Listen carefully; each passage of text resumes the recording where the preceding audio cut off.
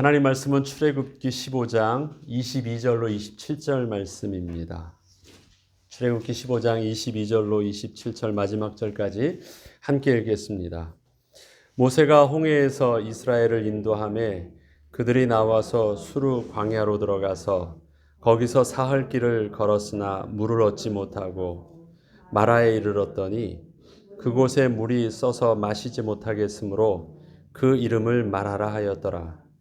백성이 모세에게 원망하여 이르되 우리가 무엇을 마실까 하매 모세가 여호와께 부르짖었더니 여호와께서 그에게 한 나무를 가리키시니 그가 물에 던지니 물이 달게 되었더라. 거기서 여호와께서 그들을 위하여 법도와 율례를 정하시고 그들을 시험하실세 이르시되 너희가 너희 하나님 나 여호와의 말을 들어 순종하고 내가 보기에 의를 행하며 내 계명에 귀를 기울이며 내 모든 규례를 지키면 내가 애굽 사람에게 내린 모든 질병 중 하나도 너희에게 나는 너희를 치료하는 여호와임이라. 그들이 엘림에 이르니 거기에 물샘 12과 종려나무 70그루가 있는지라.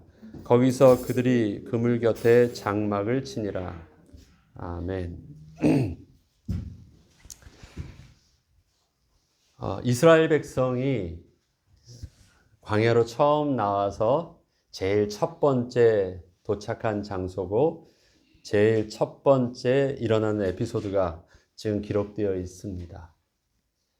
제일 첫 번째 광야에 나와서 수르 광야로 들어가서 물이 없었고 물을 찾았는데 그 물이 마시기 힘든 쓴 물이었어요. 쓰다는 표현이었지만 아마 그 사람들은 이 물을 먹으면 죽는구나 생각했던 독약 같은 물이겠죠. 마실 수 없는 물이었습니다.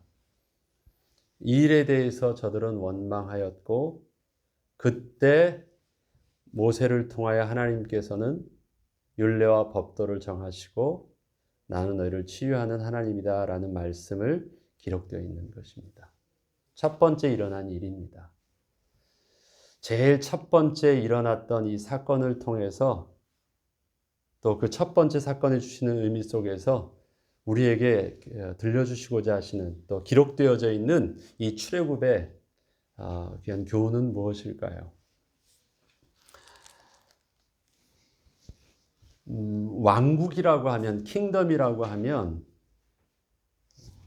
왕의 절대 권력을 가지고 있습니다. 대통령과 왕은 다르죠. 왕은 법을 정하는 자이고 왕은 또 법대로 통치도 하지만 그가 말하는 것이 곧 법이 되는 절대 군주요 권력을 가진 자입니다. 대통령은 그렇지가 않죠. 백성들에 의해서 선출되어져서 모든 근간이 법의 기준에 의해서 통치하는 것이지만 킹덤 왕국은 왕이 기준이요 왕이 곧 법이요 왕이 법을 만들기도 하고 말하는 것이 곧 법이 돼서 저들이 따르기도 합니다. 오늘 율례와 법도를 정하여 주셨다라고 할 때 그 율례와 법도는 바로 왕이 정한 그 법이 있고 또 왕이 통치하는 말이 있는 것입니다. 그래서 법과 제정된 성문화된 법과 그 다음에 말로 통치하는 내용들을 그렇게 말하고 있습니다. 이스라엘 백성들이 광야에 나와서 제일 먼저 정해야 되고 인식해야 될 사실이 있습니다. 오늘 본문을 보면 모세와 함께 이제 광야로 들어섰습니다. 사흘 길을 다녀도 물을 찾지 못했지요. 그래서 저들이 원망하기 시작하는데 그 원망의 대상이 누구냐면 모세에게 원망합니다. 투덜투덜 거리는 거예요. 모세를 향하여서 왜 우리가 나와가지고 그래서 모세 때문에 우리 어떻게 할 거야 하고 자꾸 이제 모세에게 원망을 합니다. 얼핏 보면 모세가 22절 처음에 보면 모세가 홍해에서 이스라엘을 인도하였으니까 모세 책임 같잖아요. 그런데 모세도 당황스러워가지고 자기가 그렇다고 어떻게 할 수 있는 것도 아니잖아요. 자기가 저희를 또 데리고 온 것도 아니에요. 그 길도 구름 기둥과 불 기둥으로 인도하여 주신 것이고 이 모든 것은 다 하나님이 계획하심 속에서 하나님의 주도하심 속에서 주의 천사를 그 앞에 보내시고 행하신 일들이에요.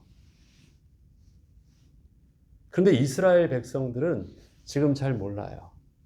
모세가 우리에게 시켰고 모세가 우리를 이곳에 인도하였으니까 지금 이 어려운 상황 속에서 왜 우리를 이곳에 데려가냐고 원망할 그 대상은 모세밖에 보이지 않습니다. 모세는 당황했죠. 그래서 하나님께 그도 부르짖었다고 표현합니다. 하나님 어떻게 해야 돼요? 나도 아무것도 못하는데 어떻게 해야 돼요? 막 부르짖을 때 하나님께서 일단 문제를 해결해 주십니다. 나무를 던져서 그 물을 달게 하십니다. 그 다음에 율례를 정하시고요. 그들을 시험하셨다고 합니다. 율례와 법도를 정하시고 그 다음에 그들을 시험하셨다. 근데 여기서 시험하셨다라는 것은요. 재차 말씀하셨다라는 것입니다. 율례와 법도를 주고 다시 한번 내가 너 이 율례와 법도를 준 이유가 뭔지 아니? 그래서 그것을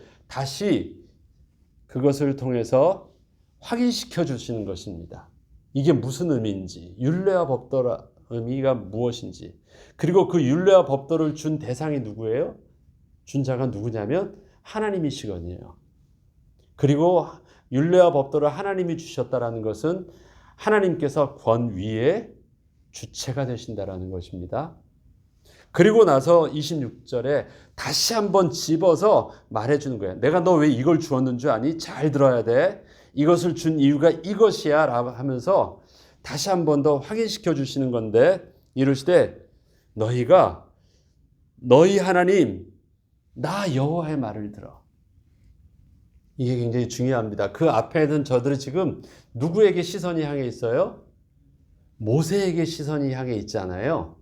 그런데 모세에게 시선이 향해 있는 것을 정확하게 너희가 이 권위의 주체가 누구고 너희 왕이 누구고 너희의 지금 정체성 신분이 어떻게 하는지를 정확하게 알려주는 것입니다. 율례와 법도라는 것은 바로 권위의 주체와 그 백성들 위계 질서를 정확하게 알게 해주는 것입니다. 전에 저들은 누구였습니까? 바로의 백성이었고 애굽의 시민이었고 그래서 그 나라의 법도를 따랐고 그 바로 왕을 따랐어요. 그 밑에 있는 자였잖아요. 지금 저들이 홍해를 건너고 광야로 나오면서 근본적으로 바뀐 것이 있습니다. 내 백성이라고 말했던 그 바로의 백성에서 벗어나서 하나님의 백성, 하나님 나라의 백성이요. 그 왕이 바로 여호와 하나님이라는 사실들, 완전히 스위치됐다라는 사실들을 정확하게 인식했었어야 돼요. 가만 보니까 저들이 지금 자기의 신분이 바뀌었다는 사실들을 인식하지 못해요. 그래서 하나님께서 율례와 법도를 주어서 권위의 주체가 누군지를 알게 해주시고 율례와 법도를 준 이유가 무엇인지에 대한 것들을 재차 확인해 주실 때 너의 하나님이 나 여호와다. 너희의 왕이 나 여호와야. 너희가 나 여호와의 말을 들어 순종해. 너희가 들어야 될 너희 귀는 어디에 가 있어야 되냐면 여호와 하나님의 말에 귀를 기울여야 돼. 그리고 내가 보기에 의를 행하여 할 때 내가 보기에는 in his eye거든요. 너의 하나님 여호와의 눈에 보기에 의를 행하여야 돼. 전에는 어떻게 했습니까? 바로의 말에 귀를 기울여서 순종했고 바로가 보기에 선한 것이 선한 것이에요. 그럼 그의 눈치에 봐서 행동했던 저들인데 그렇게 하지 않는 거예요. 그래서 내가 보기에 의를 행하며 내 계명에 귀를 기울이고 하나님께서 정하신 그 율례와 법도에 따라서 온전히 귀를 기울이고 그 전엔 바로의 법과 바로의 명령에 귀를 기울였는데 이렇게 내 모든 규례를 지키면 내가 애굽 사람에게 내린 모든 질병 중 하나도 너에게 내리지 아니하리라. 애굽 사람에게 내린 모든 질병은 그 전에 홍해를 건너기 전에 있었던 여러 가지 일들입니다. 그런데 저들이 왜 질병을 받았을까요? 사실은 애굽 백성들은요, 그냥 당했어요. 애굽 백성은 실질적으로 하나님을 대적하거나 뭐 이런 게 없어요. 지금 누구하고 싸움이었습니까? 모든 것들이, 모든 원인이 바로 왕 때문이었거든요. 여기서는 그들이 순종하면 순종하지 아니하면처럼 보였지만 더 중요한 것은요. 자, 하나님의 백성은 하나님의 말을 들어 순종하는 사람이에요. 바로와 하나님과의 이 대결 구도에서 바로가 한 것은 뭐냐면 내 백성을 당신에게 주지 않겠다라는 것이 바로가 하나님과의 싸움이었거든요. 내 백성이라는 거예요. 당신 백성 아니니까 당신께 나가서 섬긴다는 건 말도 안 돼. 그는 나를 섬겨야 되는 거고 내가 그의 소유권을 가지고 있고 저들은 나를 위해서 존재해야 돼. 나를 찬양해야 돼. 그러는데 여호와 하나님 뭐예요? 저들은 내 백성이야. 나를 섬기기 위해서 내가 데리고 나갈 거야. 계속 그것을 거부한 것이고 결국 바로 왕의 손에서 하나님은 당신의 백성을 뺏어서 하나님의 산에서 예배하도록 그렇게 하신 것이거든요. 지금 말씀하시는 것은 너희가 하나님의 백성이라면 어떻게 해야 돼요? 나 여호와의 말을 순종하는 거야. 나 보기에 의를 행해야 되고 내 계명에 귀를 기울여야 되고 내 모든 규례를 지켜야 되는 것이야. 이 모든 것을 통해서 뭘 말하는 것이 너희가 하나님의 백성이란 사실들을 인정한다는 말입니다. 전에는 어떻게 해요? 애굽 바로 왕에 속했고 애굽 백성이라는 사실들을 그들의 뼛속까지 그들의 체질화돼서 그들은 어떻게 하고 있었어요? 바로 왕의 말에 순종하고 바로의 눈에 보기에 의를 행하고 바로의 모든 계명에 귀를 기울였어요. 그게 바로의 백성이었어요. 그런데 다시 이제 하나님께서 모든 규례와 법도를 주시고 이렇게 하면 너희가 내 백성다운 거야.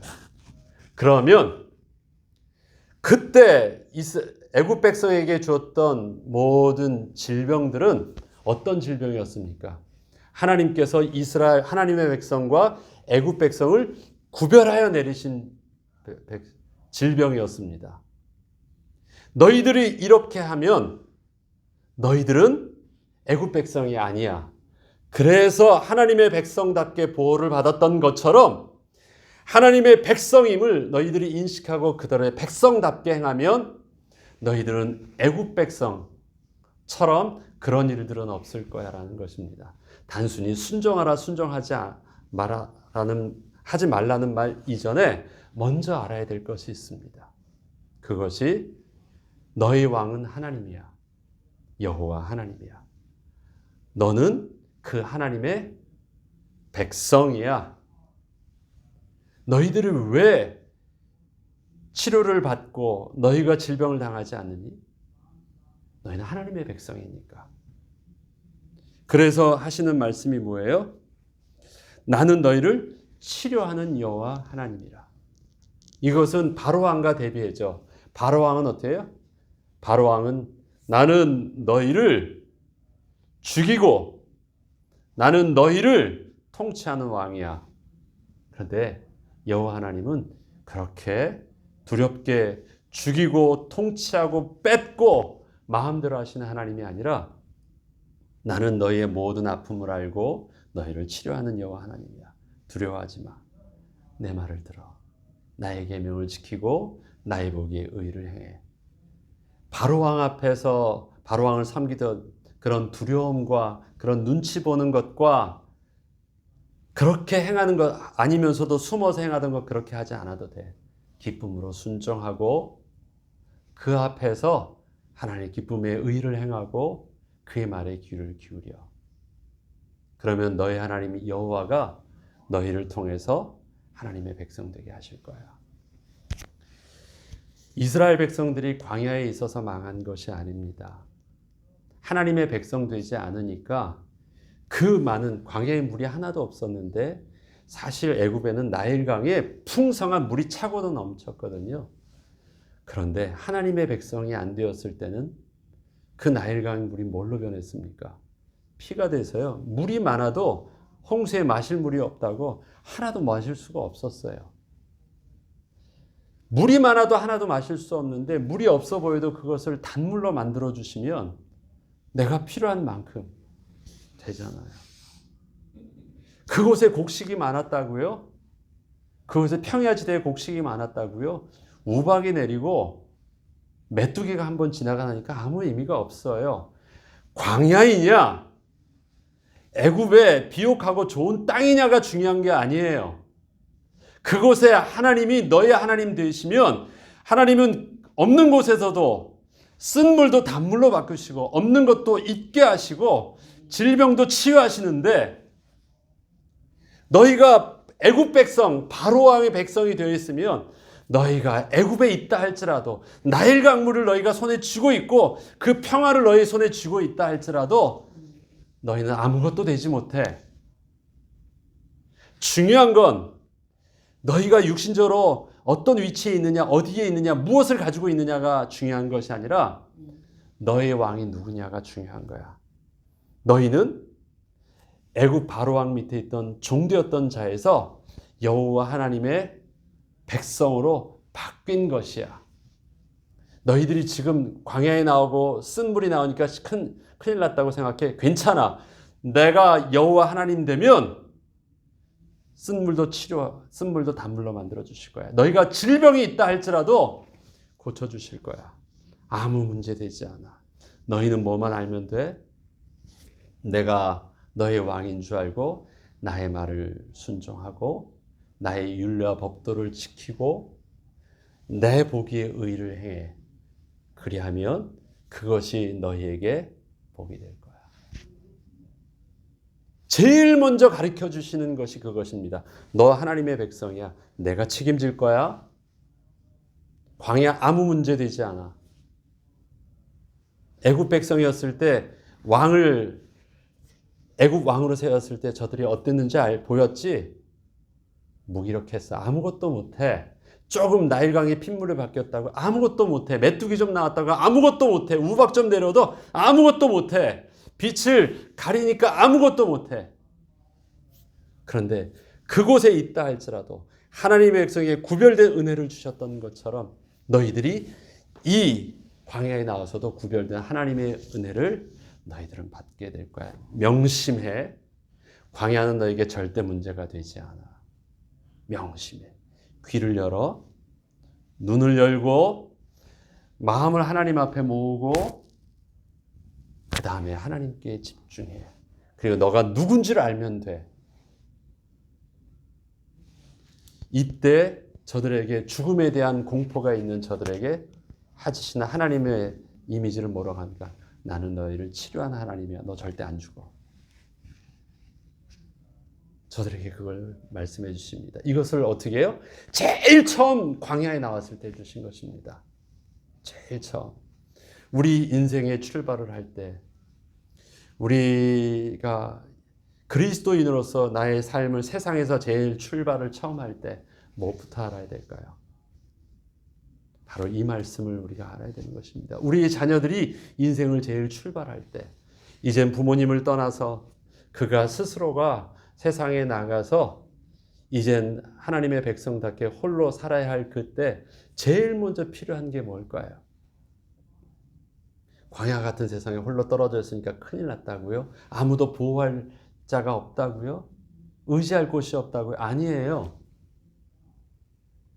애굽에서 이들은 자꾸 불평할 때 하는 말이 있잖아요. 우리 애굽에서 우리 왕 밑에 있었으면 그 왕이 내게 지켜주고 보호해주고 다 먹을 것도 주었는데 아니에요. 그 왕은 해준 게 없어요. 애굽 땅도 그렇게 보장도 못 해줘요. 그런데 광야라 할지라도 하나님이 왕 되어 주시니까 이 다음에 제일 먼저 그 다음에 보여주는 게 조금 지나니까 엘림이에요. 12샘과 70 종려나무. 12와 70 하면 그들에게 있어서는 딱 기억나는 것이 있죠. 12지파, 12형제. 그 다음에 애굽에 들어갈 때 숫자가 70이잖아요. 72명, 70명. 그래서 그들에게 있어서 이 숫자는요, 들어갈 때 그렇게 했는데 아무것도 없는 나그네로 그때는 살기 힘들어서 눈치 보면서 들어갔던 애굽 땅이었는데 그곳에서 하나님의 백성을 하나님이 어떻게 하셨어요? 그 왕 밑에서 왕이 준 은혜로 그렇게 부성하게 하셨어요? 아니에요. 그곳에 있겠지만 따로 떨어진 곳에 내서 하나님은 하나님의 백성을 그렇게 번성케 하셨고 그렇게 보호하셨고 결국은 마침내 하나님이 약속하신 땅으로 하나님께서 이끄신 거예요. 너희들이 시작이 400년 전의 시작이 이랬었지. 그런데 너희들이 지금 모습이 어때? 하나님 그렇게 하실 거야.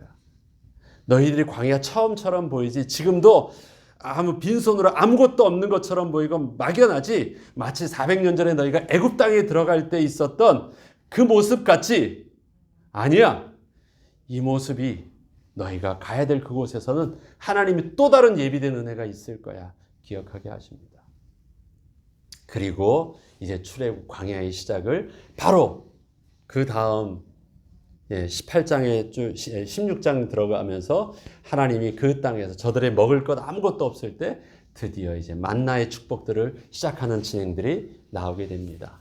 광야 아무 문제 되지 않습니다. 하나님께서 우리를 통해서 하나님이 우리의 왕 되어 주시며 그리고 우리의 그 권위의 주체 되신 그 하나님께 우리가 무릎 꿇을 줄 알고 우리가 순종할 줄 알고 그 말씀에 귀를 기울 줄 알고 그 말씀이 우리에게 오름이 되고 그가 보시는 그 기준이 우리에게 선인 줄 알면 광야에서도 쓴 물도 치유해 주시고 또 단물로 변화해 주시고 마침내 약속하신 그 은혜를 이루게 하여 주실 것입니다. 우리의 기준은 하나님이 어디 계시냐입니다. 지난 주일날 말씀드렸던 것처럼 젖과 꿀이 흐르는 땅이라는 것은 바로 그것에 누가 계세요? 하나님이 계신 거예요. 그 하나님이 가나안 땅에만 계십니까? 광야에는 안 계시고요. 그래서 하나님이 계신 가나안 땅으로 가는 것이 아니에요. 하나님께서는 광야에서부터 그렇게 이끌어 주신대요. 그래서 광야도 하나님이 함께 하시니까 젖과 꿀이 흐르는 하나님의 지혜 은혜가 있도록 하나님께서 인도해 주시는 것입니다. 우리의 인생 속에 우리의 왕이요 우리의 선함의 기준이요 우리의 들어야 될 규례와 법도의 비밀인 여호와 하나님이 우리의 하나님인 줄 알고 그 하나님의 인도하심을 따라 또 오늘도 승리하는 저와 여러분 되길 주 이름으로 축원합니다. 주기도문으로 마치겠습니다.